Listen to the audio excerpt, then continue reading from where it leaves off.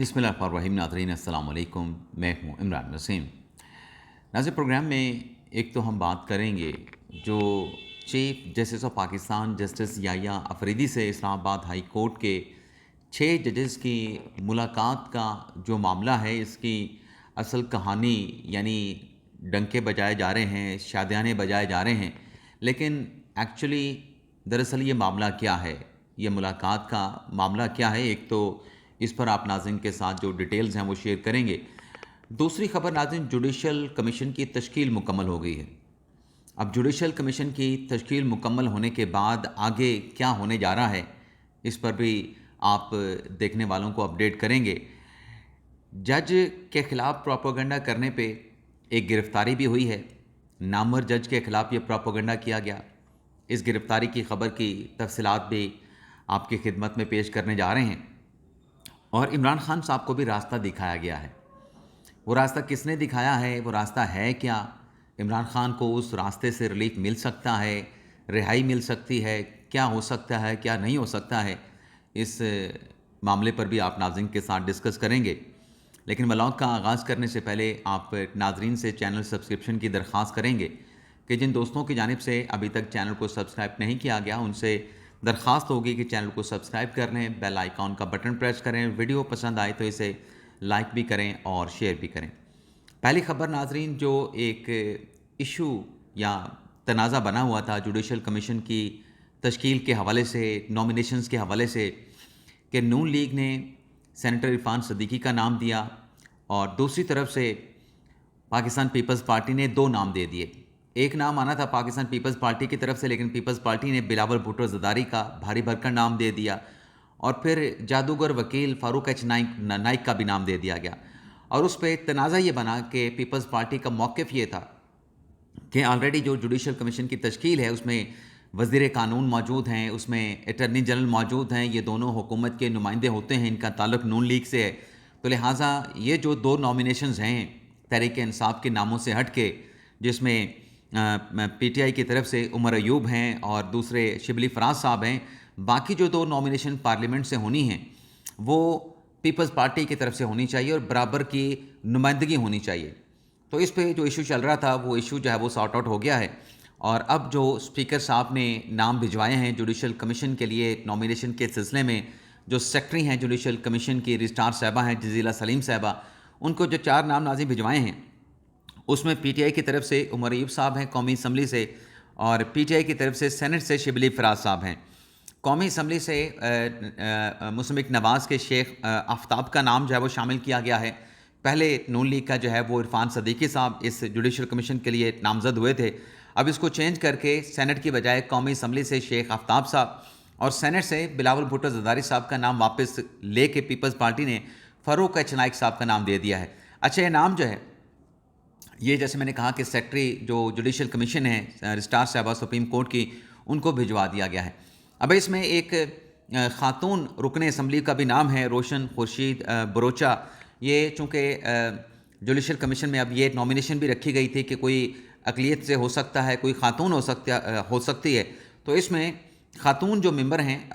कौमी असम्बली की रोशन खुर्शीद बरोचा, उनका नाम 5वें रुकन के तौर पे जुडिशल कमीशन के लिए स्पीकर साहब ने जो है वो सजेस्ट कर दिया है। और ये तमाम नॉमिनेशन जो है वो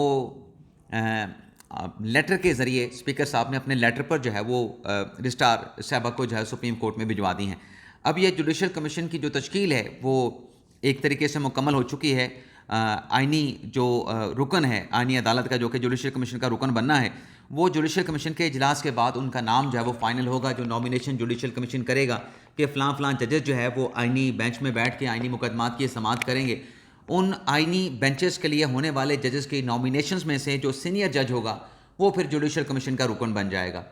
तो अब देखते हैं कि इस डेवलपमेंट के बाद जुडिशल कमीशन का इजलास कब बुलाया जाता है। ना सिर्फ जुडिशल कमीशन का इजलास जो है वो आइनी बेंचेस के हवाले से होना है, बल्कि इसके साथ साथ जो काजी फैसल साहब सुप्रीम कोर्ट के जज के ओहदे से रिटायर हुए हैं, उनकी जगह पर भी एक जज जो है वो सुप्रीम कोर्ट में 17वें जज के तौर पे एलिवेट होना है, अपॉइंट होना है। तो देखना होगा कि कब ये जुडिशल कमीशन का इजलास बुलाया जाता है और उसमें आइनी बेंचेस की तश्कील के ऊपर सुप्रीम कोर्ट के कौन से जजेस जो है वो नॉमिनेट होते हैं, मुंतखब होते हैं और फिर सुप्रीम कोर्ट के लिए کس ہائی کورٹ سے کس جج کو جو ہے بطور سپریم کورٹ جج جو ہے وہ ایلیویٹ کیا جاتا ہے. ایک تو ناظرین یہ خبر ہے.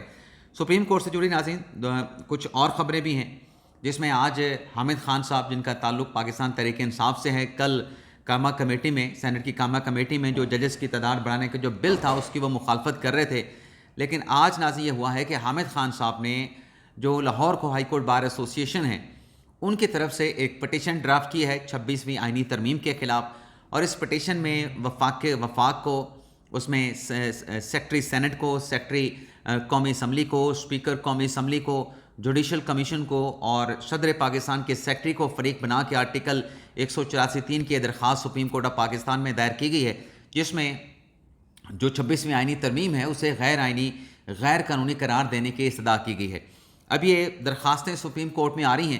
لیکن ہائی کورٹ میں بھی درخواستیں ٹیک اپ ہو چکی ہیں, اور ہم ماضی میں کئی مرتبہ آپ ناظرین کو یہ اپڈیٹ کر چکے ہیں کہ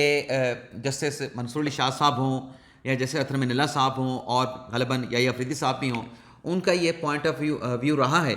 کہ جب کوئی معاملہ کسی ہائی کورٹ میں پینڈنگ پڑا ہو یا مختلف ہائی کورٹ میں پینڈنگ پڑا ہو تو اس پر سپریم کورٹ کو اس وقت تک ایڈجوڈیکیٹ نہیں کرنا چاہیے جب تک ہائی کورٹ ان کیسز کو ڈیسائیڈ نہ کر دے.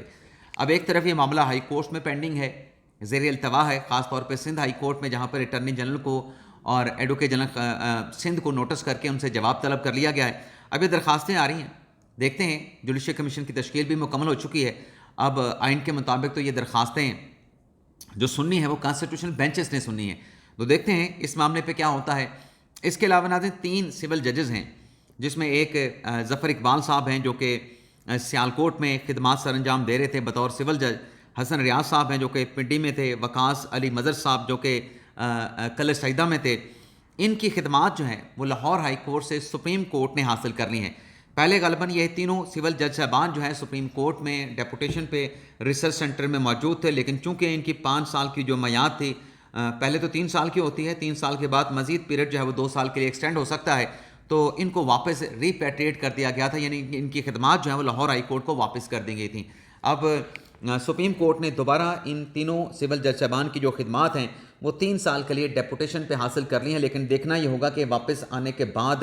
ریسرچ سینٹر میں ریسرچ سیل جو ہے سپریم کورٹ کا اس میں خدمات سر انجام دیتے ہیں یا پھر کسی اور جگہ پہ ان کو جو ہے وہ ذمہ داریاں جو ہے وہ سونپی جائیں گی. اس کے علاوہ ناظرین آ جاتے ہیں جو کل سے خبر چل رہی ہے کہ اسلام آباد ہائی کورٹ کے 6 ججز, جس میں جسٹس محسن اختر کیانی, جس میں جسٹس بابر ستار صاحب, جسٹس طارق محمود جنگیری صاحب, ارباب طاہر صاحب, سمن عفت امتیاز صاحبہ اور جسٹس صدار اجاز اسحاق خان صاحب, جن کی طرف سے ایک لیٹر مارچ 2024 میں سپریم کورٹ آف پاکستان کو لکھا گیا تھا کہ اداروں کی طرف سے خاص طور پہ ایجنسیوں کی بات کی گئی تھی کہ ان کی طرف سے ان کے جو عدالتی معاملات ہیں, جو مقدمات ہیں, اس میں مداخلت کی جا رہی ہے اور عدالت پر جو ہے وہ دباؤ ڈالنے کے لیے مختلف ہتھ کنڈے جو ہیں وہ استعمال کیے جا رہے ہیں. اب یہ ناظرین جب لیٹر آیا تھا, اس لیٹر پہ پہلے جو فل کورٹ کی میٹنگ ہوئی تھی سپریم کورٹ میں, اس میں کثرت رائے سے جوڈیشل کمیشن کی بات, کمیشن تشکیل دینے کی بات ہوئی تھی. وزیر اعظم پاکستان کو بھی بلایا گیا تھا, اور پھر جو جوڈیشل کمیشن کے سربراہ نامزد ہوئے تھے سابق چیف جسٹس تصدق حسین جیلانی, انہوں نے اس کمیشن کی سربراہی خاص سرکمسٹانسز میں لینے سے انکار کر دیا تھا. پھر اس کے بعد اس درخواست کے اوپر سو موٹو نوٹس لے کے جو ہے وہ جوڈیشل سائٹ کے اوپر لارجر بینچ بنا تھا جو اس وقت دستیاب ججز تھے, تو وہ فل کورٹ تشکیل دیا گیا تھا, اپنا لارجر بینچ تشکیل دیا گیا تھا جو جج صاحبان کے لیٹر کے اوپر سماعت کر رہا تھا. اب ناظرین جب یہ لیٹر سپریم کورٹ میں آیا اور اس کے اوپر یہ سو موٹو لے کے لارجر بینچ بنایا گیا, تو چند سماعتیں ہونے کے بعد یہ معاملہ التوا میں چلا گیا. اچھا, التوا میں جانے کی ایک وجہ جسٹس مسرت ہلالی صاحبہ بھی تھیں جو کہ علیل ہو گئیں, ان کا دل کا جو ہے کوئی عارضہ تھا, سٹنٹ ان کو ڈلے, تو اس وجہ سے ان کی عدم دستیابی سے یہ کیس دوبارہ سماعت کے لیے مقرر نہیں ہو سکا. معافی چاہتا ہوں ناظرین. لیکن جب یہ کیس پینڈنگ میں پڑا رہا اور مسرت ہلالی صاحبہ دستیاب نہیں تھی, تو قاضی فائصل صاحب سے یہ مطالبہ کیا جاتا رہا, ان پہ دباؤ ڈالا جاتا رہا کہ یہ ججز کا جو 6 لیٹر والا جو معاملہ ہے اس کی سماعت مقرر کیوں نہیں کی جاتی. اور اس سماعت میں ناظرین آپ کو بتا دیں کہ جب پہلی سماعت ہوئی تھی لارجر بینچ کی, تو اس میں یحییٰ افریدی صاحب بھی شامل تھے جو کہ اس وقت چیف جسٹس آف پاکستان ہیں. ان کی جانب سے پہلی سماعت میں ہی یہ نوٹ لکھ کے یہ واضح کر دیا گیا تھا کہ یہ معاملہ جو ہے یہ جوڈیشل سائٹ پہ دیکھنے کے بجائے اسے سپریم جوڈیشل کونسل کی سائٹ پہ دیکھا جانا چاہیے. یعنی یحییٰ افریدی صاحب نے اس درخواست پہ، سماعت پہ، سوموٹو پہ عدالتی کارروائی کی مخالفت کر کے کونسل کی سائٹ پہ، جو کہ ججز کے احتساب کا ایک فورم ہے، وہاں پہ اس کو ٹیک اپ کر کے کوڈ آف کنڈکٹ کو دیکھنے، اس میں امینڈ کرنے کی بات کی تھی. اچھا، یہ کیس نہیں لگا. اب ناظرین جو خبر چل رہی ہے وہ یہ ہے کہ ان 6 ججز نے ملاقات کی ہے، یا چیف جسٹس یحییٰ افریدی صاحب نے ان 6 ججز کے ساتھ جو ہے ملاقات کی ہے. ملاقات کے حوالے سے جو ڈیٹس آ رہی ہیں اس میں کچھ ہمارے دوست کہہ رہے ہیں کہ جب یہ حلف اٹھایا گیا 26 اکتوبر کو ہفتے کے روز، اسی روز کی ملاقات جو ہے وہ یحییٰ افریدی صاحب نے کی ہے اپنے گھر پہ. کچھ بات ہو رہی ہے کہ سپریم کورٹ میں، اور کچھ کی طرف سے کہا جا رہا ہے کہ یہ جو میٹنگ ہوئی ہے یحییٰ افریدی صاحب کی اور 6 جج صاحبان کی اسلام آباد ہائی کورٹ کی، یہ 28 اکتوبر کو ہوئی ہے اور یہ گھر پہ ہوئی ہے. قطع نظر اس بحث کے کہ ملاقات کہاں پہ ہوئی ہے، چیف جسٹس ہاؤس پہ ہوئی ہے، چیف جسٹس چیمبر میں ہوئی ہے، ملاقات ہوئی ہے نہیں ہوئی ہے، میں بات یہ کرنے جا رہا ہوں، کسی کی خبر کی نہ میں تردید کر رہا ہوں نہ اس کی تصدیق کر رہا ہوں، لیکن میں یہ ضرور کہنے جا رہا ہوں کہ یہ اس ملاقات کے معاملے کو لے کے یہ جو ڈنکے بجائے جا رہے ہیں کہ وہ جی بڑا کام ہو گیا، یہ ہو گیا، فلاں ہو گیا، جو سپریم جوڈیشل کونسل کی سائٹ کے اوپر یہ معاملہ ملاقات کے بعد یحییٰ افریدی صاحب نے ٹیک اپ کر لیا ہے، یہ کوئی یحییٰ افریدی صاحب کا نیا سٹانس تو نہیں. ان کا تو یحییٰ افریدی صاحب کا چیف جسٹس پاکستان کا نوٹ موجود ہے، جوڈیشل نوٹ موجود ہے، جس میں خود انہوں نے بات کی تھی کہ یہ جوڈیشل سائٹ کے اوپر جو ہے وہ ٹیک اپ ہونا چاہیے. اور پھر کچھ دوست یہ بھی کہہ رہے ہیں کہ اب کونسل کی سائٹ پہ سنا جائے گا تو عامر فاروق صاحب کے خلاف جو ہے کارروائی ہونی چاہیے. یہ دراصل جو لیٹر تھا یہ تو ایک شکایت تھی چیف جسٹس عامر فاروق کے خلاف. کیا شکایت ایسی ہوتی ہے؟ شکایت اس طرح کی نہیں ہوتی. اب جو ڈنکے بجانے والے ہیں، جب یحییٰ افریدی صاحب کا یہ جو نوٹ آیا تھا جس پر اب وہ چھلانگے لگا رہے ہیں، شادیانے بجا رہے ہیں، بھائی اس وقت تو آپ کرٹیسائز کر رہے تھے کہ یہ یحییٰ افریدی صاحب نے کیا کیا ہے، اوپن کورٹ میں لگانے کی بات کر رہے تھے، اس پہ فیصلے کی بات کر رہے تھے. اب یحییٰ افریدی صاحب نے اپنے اسی نوٹ کے مطابق جو ہے فیصلہ لیا ہے. اور جوڈیشل کونسل کی سائٹ کے اوپر آپ کو یاد ہوگا کہ جب یہ جوڈیشل کمیشن کا کونسل کا اجلاس بلایا گیا تو ہم نے یہ بات کی تھی اپنے بلاگ میں کہ ججز کا جو کوڈ آف کنڈکٹ ہے اس میں ترمیم کے حوالے سے غالباً یہ اجلاس ہو سکتا ہے، اس میں کوئی ترمیم کی جا سکتی ہے. تو یحییٰ افریدی صاحب تو وہاں پہ کھڑے ہیں، لیکن جو ڈنکے بجانے والے ہیں، جو شادیانے بجانے والے ہیں،